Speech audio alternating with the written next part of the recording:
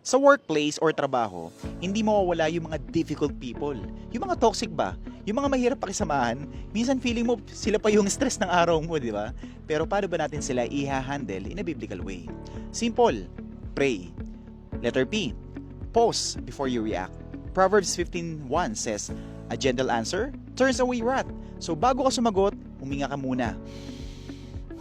Huwag agad iinit ang ulo. Okay? Letter R, remember God's grace. Tulad mo, may flaws din sila. Ephesians 4:32, be kind and compassionate to one another, forgiving each other just as Christ forgave you. Letter A, ask God for wisdom.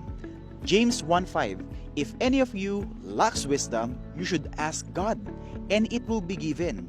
Hingi ka muna ng gabay kung paano mo sila kakausapin. And letter Y, yield your heart to God.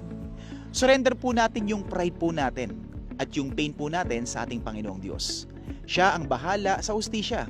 Romans 12:19, do not take revenge because it is mine to avenge. I will repay, says the Lord. So kapatid, next time na meron kang ka-work na pasaway, tandaan mo, pray, not fight back. Dahil kapag si Lord ang kasama mo, kahit gaano kahirap ang tao, kaya mong mahalin at pakisamahan.